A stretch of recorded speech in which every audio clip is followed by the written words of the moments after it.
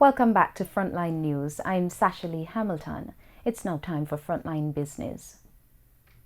Construction of the Morant Bay Urban Centre at St. Thomas is set to begin in the first quarter of the new financial year. Michael Sharp has the details in this report. Chairman of the Factories Corporation of Jamaica, Tanny Shirley, has admitted that there have been delays in the construction of the Marin Bay Urban Centre. He explained that they were necessary in order for due diligence to be conducted and said the Goodyear property was found to be favorable for the type of development to be undertaken. Mr. Shirley says as part of the preparatory works, a feasibility study was conducted and the project found to be financially viable. Among the preparatory works were engaging with prospective clients to ascertain their requirements in the development. Mr. Shirley says there is now close to 100% demand for space at the Marin Bay Urban Centre.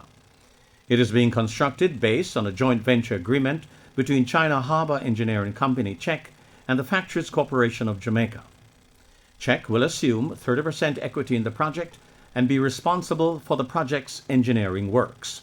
The Factories Corporation's investment will be its land equity. Michael Sharp, Frontline Business. Parliament's Public Administration and Appropriations Committee on Tuesday reviewed the second supplementary estimates for the 2019-2020 financial year. The estimates, which were tabled a week ago, show the government is proposing to spend an additional $8 billion. The budget has been increased to $859 billion. Recurrent expenses have moved from $779 billion to $787 billion. Capital spending remains at $72 billion. Flow Jamaica's country manager Stephen Price is calling for the government to help prevent vandalism of its telecommunications network. He says damage to the infrastructure is having wide-scale implications.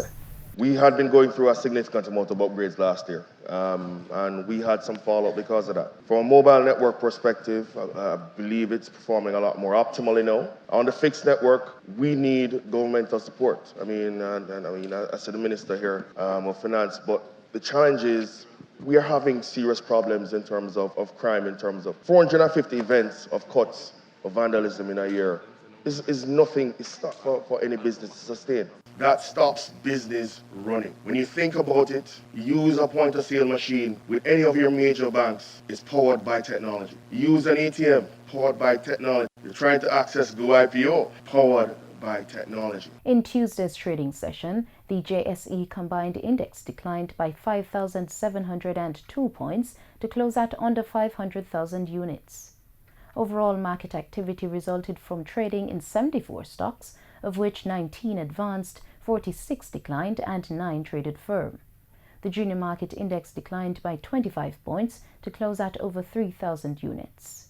Stocks advanced for Consolidated Bakeries, Derrimon Trading Company, Elite Diagnostic Limited, Epli Caribbean Property Fund, and G West Corporation Limited. Stocks declined for 1834 Investments, Access Financial Services, MG Packaging and Paper, Barita Investments, and Blue Power Group. Trading firm were CAC 2000, Derrimon Trading Preference Shares, Everything Fresh Limited, and Jamaican Teas Limited.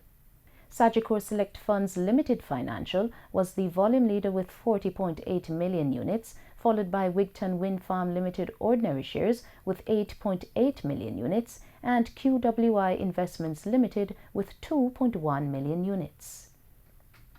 Now for the foreign exchange.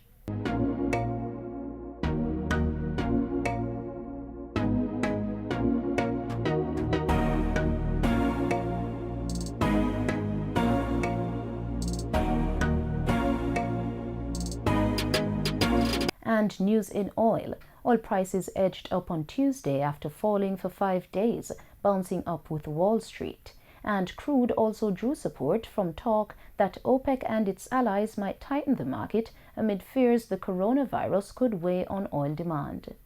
Brent crude futures rose 45 cents at $59.77 a barrel. West Texas Intermediate WTI crude futures rose 41 cents to $53.55 a barrel.